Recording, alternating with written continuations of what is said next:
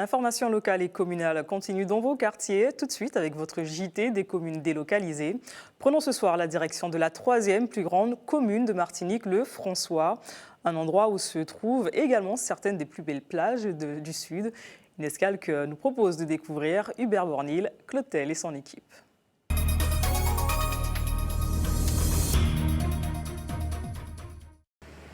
Bonsoir, cette semaine, le JT des communes s'intéresse au François, voisine du Robert, au lieu de pèlerinage pour les catholiques lors de la Saint-Michel.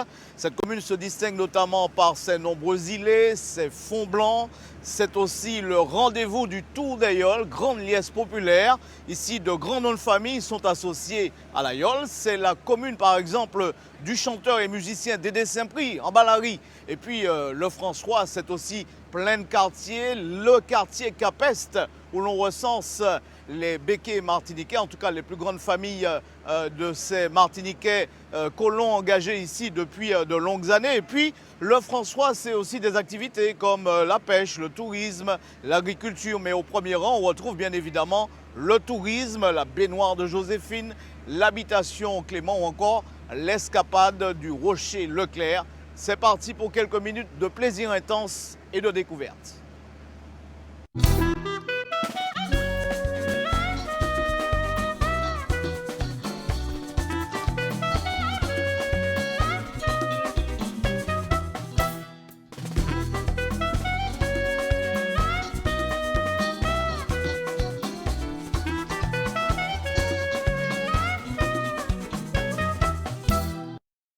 Bon soleil, bon canne, bon rhum, passage obligé au François, la distillerie Clément. Au fil des années, cette habitation s'est révélée comme un véritable élément du patrimoine. Certains ont gardé d'ailleurs à l'esprit cette fameuse rencontre entre les deux présidents Bush et Mitterrand. C'était en 1991. Ainsi, chaque année, ce sont des milliers de touristes qui visitent le site, l'occasion de mieux découvrir le rhum. Reportage, Julien Godichaud. Et c'est pour vous aussi. Avant d'arriver à cette récompense, la route du rhum est longue et délicate. Tout commence à la distillerie Simon. Fondée au milieu du 19e siècle, c'est l'une des 7 dernières de Martinique. Chaque jour, ce sont 350 à 500 tonnes de cannes qui sont acheminées. Augustin connaît parfaitement le processus de fabrication. Ici, c'est l'aire de stockage. Une fois que la canne est pesée et réceptionnée, les camions et les engins agricoles la déverse ici. La canne est ensuite défibrée puis broyée pour en extraire le premier jus. Ces machines fonctionnent grâce à l'énergie produite par la vapeur, et ce, depuis 1934. On voit le premier jus qui est extrait. Ce jus part en filtration. 2 autres jus sont également extraits puis mélangés au premier. Une fois les 3 jus extraits, ils sont mélangés et ils sont mis en fermentation dans la cuve que voici. La vingtaine de cuves laisse le produit fermenter pendant 24 à 36 heures avant l'étape finale.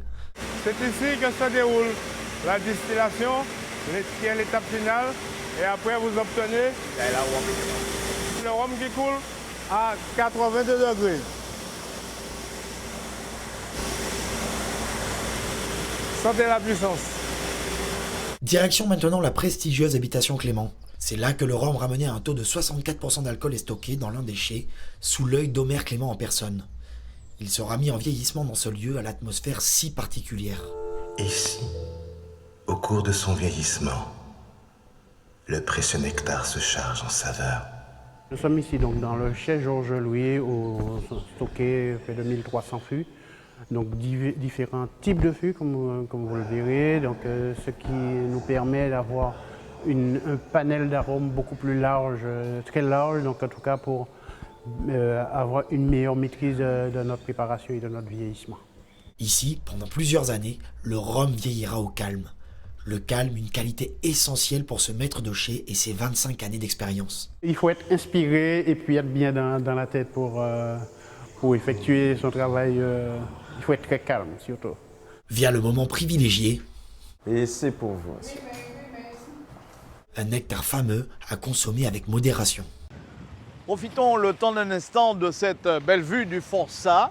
Vous connaissez déjà certainement pour la plupart le Rocher du Diamant ou encore l'îlet La Perle dans le Grand Nord ou même le fameux Tombolo de Sainte-Marie. Aujourd'hui, on a décidé de vous présenter le Rocher Leclerc. Pour ce faire, on part en escapade avec notre baroudeur correspondant Julien Goudiche. À l'assaut du mont Leclerc, 10 minutes de marche sur un site naturel hors pair sont nécessaires. Frédéric connaît bien l'endroit, il fait partie de ces passionnés qui équipent le rocher pour permettre son ascension. C'est le plus gros site d'escalade sportive de l'île. Il fait à peu près 90 mètres de haut sur 200-250 mètres de large. Il y a une centaine de voies sportives d'équipées et on continue à équiper, à agrandir le site. Ce matin, cet ancien plongeur de la Marine nationale jette son dévolu sur une piste de 13 mètres de haut. Mais avant d'entreprendre toute activité, une préinstallation est nécessaire. Alors là, je suis en train d'installer une moulinette, c'est-à-dire une corde qui va passer dans un anneau comme ça et qui va permettre de grimper depuis le bas en sécurité. La pratique de l'escalade connaît une véritable effervescence, une discipline qui d'ailleurs est demandée au baccalauréat. La Martinique compte 150 licenciés, l'île est propice à ce sport et ce Bernard Lermite le confirme. Les sites d'escalade sont en pleine expansion. Ici, en 4 ans, on est passé de 15 voies à une centaine de voies. La Martinique n'a rien à envier à d'autres sites métropolitains ou ailleurs dans le monde. Il est très très bien. On peut grimper ici toute l'année. Il y a des voies pour tous les niveaux. Donc on va pouvoir faire grimper des enfants vraiment petits, de 6 ans à peu près, jusqu'à des adultes bien confirmés. Accessible à tous et à toutes, mesdames. Michel, 62 ans, est un passionné depuis 30 années déjà. Les deux hommes se connaissent et ont l'habitude de grimper ensemble. Aujourd'hui, Frédéric sera son ange gardien. Alors là, j'assure Michel qui grimpe en moulinette dans une voie. Donc c'est-à-dire que la corde est passée en haut et moi je le maintiens. C'est-à-dire que s'il glisse ou qu'il chute, la corde va le retenir et c'est mon travail. Je suis son ange gardien, c'est mon boulot pendant toute son ascension. Ok Michel, ton pied gauche, super. Ouais. Ok, je te redescends Michel. Okay. Passe à gauche de la corde, voilà. C'est toujours une passion, puis c'est aussi un mode de vie, parce qu'il faut toujours s'entraîner, toujours être en forme pour arriver à pratiquer ce sport. Il y a mon assureur, en fait on est un couple indissociable, et il a besoin, moi j'ai besoin de lui pour m'assurer. Il faut avoir confiance en son assureur, de même que l'assureur il doit avoir confiance en son grimpeur, sinon on peut imaginer qu'il y a un caillou qui tombe, qu'il y a une complicité qui se crée et c'est cette alchimie des relations qui fait que ce sport est vraiment extraordinaire. Toute cette magie et toute cette alchimie réveillent en moi une folle envie de prendre de la hauteur. Mais visiblement, l'escalade et moi... C'est l'heure de passer à table. Justement, ça me permet de vous rappeler que la semaine prochaine, dans cette charmante ville du François, les saveurs vont être sollicitées durant toute la semaine. Plusieurs manifestations sont au programme. L'occasion pour nous ce soir d'aller découvrir un traiteur renommé dans la commune, quelqu'un qui mélange avec un certain savoir-faire les saveurs antillaises à celles du monde. Ça donne un résultat plutôt satisfaisant, on va dire même surprenant, en tout cas flatteur pour les palais des fins gourmets comme moi-même. Reportage. Au menu ce midi, médaillon de marlin nappé de sa crème d'oursin. En accompagnement, pomme duchesse de piment doux et son crémeux de fenouil au curry. Attention, chaud devant. Pour que déjà, au premier visuel, les gens ils soient satisfaits par la vue du plat. Là, nous allons mettre la sauce aux oursins. Notre but, c'est de faire découvrir les produits locaux différemment. C'est ça notre cuisine essentiellement, une cuisine métissée avec des touches venues d'ailleurs, de tous les pays. Nous sommes ouverts au monde en fait. Cet ancien mécanicien qui a fait ses classes dans de grands restaurants en métropole a de la suite dans les idées. Le plat qu'il vient de préparer est un véritable tour du monde. Il y a des touches un peu méditerranéennes avec le fenouil, mélangé au curry qui vient d'Inde, et avec le marlin de nos côtes, pêché au travers de nos côtes, le piment végétarien de la Martinique et la patate douce de la Martinique, la betterave qui vient de la métropole aussi, agrémentée avec de la grenadine et du gingembre, épice locale. Roda Traiteur a ouvert sa structure il y a une vingtaine d'années. Samuel est attentif aux préparations de son chef cuistot et ne manque pas de venir le féliciter. La présentation elle est très belle, ça donne envie, hein, ça simule le palais. On n'a qu'une envie, c'est de passer à table avec un si beau plat.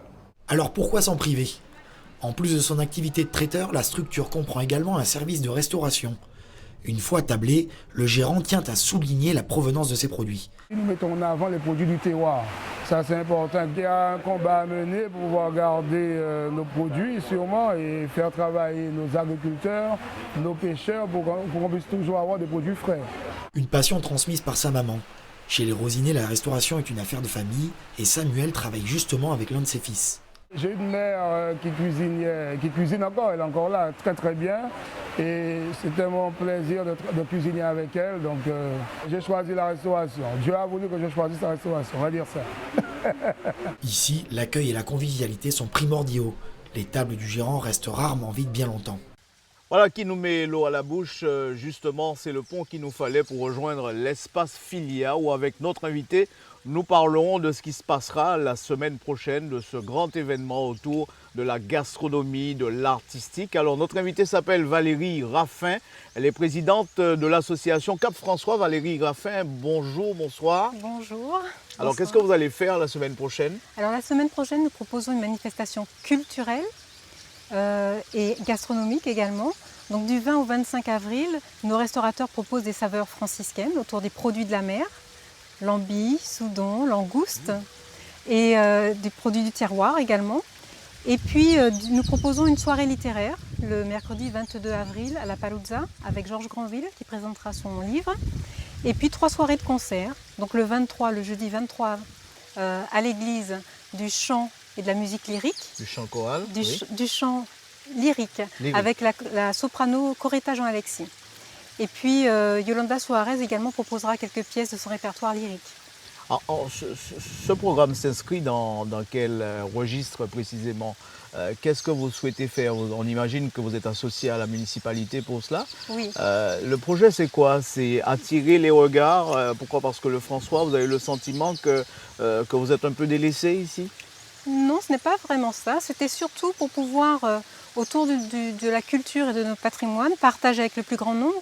Donc aussi bien les Martiniquais, les franciscains et puis aussi les touristes qui séjournent chez nous. Mais pourquoi avoir choisi précisément les saveurs gourmandes là?